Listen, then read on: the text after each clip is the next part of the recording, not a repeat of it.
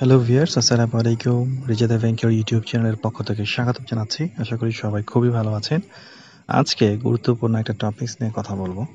সেটা হচ্ছে আপনি ব্যাংক অ্যাকাউন্ট খুলবেন, কিন্তু কোন ধরনের ব্যাংক অ্যাকাউন্ট খুলবেন?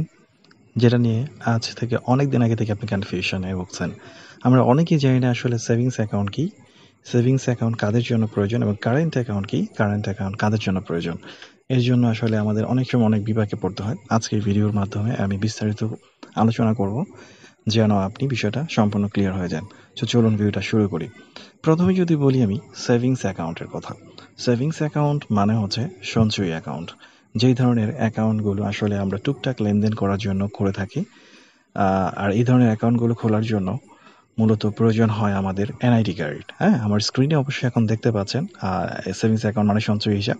আর এই ধরনের অ্যাকাউন্টগুলোতে আমরা সাধারণত চেক বই পেয়ে থাকি, ডেবিট কার্ড পেয়ে থাকি এবং এই যেই টাকাটা জমাই আমরা অ্যাকাউন্টে, অর্থাৎ যে কোনো সময় টাকা জমাতে পারি এবং কার্ড বা চেকের মাধ্যমে উত্তোলন করতে পারি। এবং বছর শেষে এবং ৬ মাস অন্তর, অর্থাৎ বছরে ২ বার এই যে অ্যাকাউন্টগুলোতে স্বল্প পরিসরে, খুব বেশি না, ১ থেকে ২.৫% এর বেশি হবে না, এই পরিমাণে লাভ আমাদের যে অ্যাকাউন্টগুলোতে দিয়ে থাকে, এগুলোকে আমরা সেভিংস অ্যাকাউন্ট বা সঞ্চয় হিসাব বলে থাকি। এই ধরনের অ্যাকাউন্টগুলো খোলার জন্য মূলত আমাদের প্রয়োজন হয় ন্যাশনাল আইডি কার্ড, অর্থাৎ অ্যাকাউন্ট হোল্ডার এবং নমিনি দুইজনেরই ন্যাশনাল আইডি কার্ড প্রয়োজন হবে। আর যদি কারো ন্যাশনাল আইডি কার্ড না থাকে, সেই ক্ষেত্রে তার ফটো আইডেন্টিটি হিসাবে জন্ম নিবন্ধনের মধ্যে ১ কপি ছবি অ্যাটাচ করতে হবে এবং সাথে তার একাডেমিক যে কোনো সার্টিফিকেট হলেই হবে। একাডেমিক সার্টিফিকেট যদি নাও থাকে, তাহলে ইউনিয়ন পরিষদ থেকে একটা প্রত্যয়নপত্র নিলে হবে। এছাড়া এর সাথে লাগবে ২ কপি অ্যাকাউন্ট হোল্ডারের ছবি এবং ১ কপি নমিনির ছবি। এবং রেসিডেন্সিয়াল প্রুফ হিসেবে আপনার প্রয়োজন হবে যে কোনো একটা বিলের কপি, অর্থাৎ ইউটিলিটি, গ্যাস, ওয়াসা, যে কোনো একটা বিলের কপি। আর যারা জব করে থাকেন তাদের তো আসলে বিলের কপি দিলেও হয়, অথবা জব আইডি থাকলেও হয়ে যাবে। এবং অনেক সময় দেখা যায় আপনি কোনো প্রতিষ্ঠানে চাকরি করছেন এবং এই প্রতিষ্ঠানের যে সার্টিফিকেট দিয়ে দিবে যে আপনি একটা অ্যাকাউন্ট খুলতে পারেন, সেটা আপনার যে কোনো একটা ম্যানেজার অথবা আপনার আপার ডিভিশন যে কোনো একজন অফিসার যদি আপনাকে সার্টিফাই করে দেয়, তাহলে আপনি অ্যাকাউন্ট খুলতে পারবেন। তো সেভিংস অ্যাকাউন্ট ছাড়াও আমাদের আরও এক ধরনের অ্যাকাউন্ট আছে, সেটা হচ্ছে কারেন্ট অ্যাকাউন্ট। কারেন্ট অ্যাকাউন্ট মূলত হচ্ছে ব্যবসায়িক অ্যাকাউন্ট, সহজ বাংলা যদি বলি চলতি অ্যাকাউন্ট। এই অ্যাকাউন্টগুলোতে চেক বই দেওয়া হয় এবং ডেবিট কার্ড দেওয়া হয়। তবে কারেন্ট অ্যাকাউন্টে কোনো প্রকার লাভ দেওয়া হয় না। এই অ্যাকাউন্টগুলো খোলার জন্য আপনার আগের সেভিংস অ্যাকাউন্টে যে তথ্যগুলো প্রয়োজন ছিল, সেম তথ্যগুলোই আপনি দিয়ে অ্যাকাউন্ট খুলতে পারবেন, অর্থাৎ এনআইডি এবং ফটো।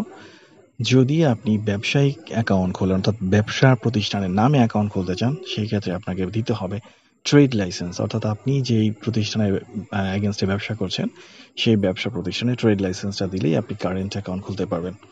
এছাড়া কারেন্ট অ্যাকাউন্ট বা সেভিংস অ্যাকাউন্ট যেটাই বলি না কেন, আসলে যদি স্পেসিফাই করে আমি যদি বলি যে যারা সেভিংস অ্যাকাউন্ট খুলবেন, কারা যারা যারা দেশের বাইরে থেকে টাকা আনতে চাচ্ছেন, তাদের জন্য আসলে সেভিংস অ্যাকাউন্টটা প্রয়োজন হয়।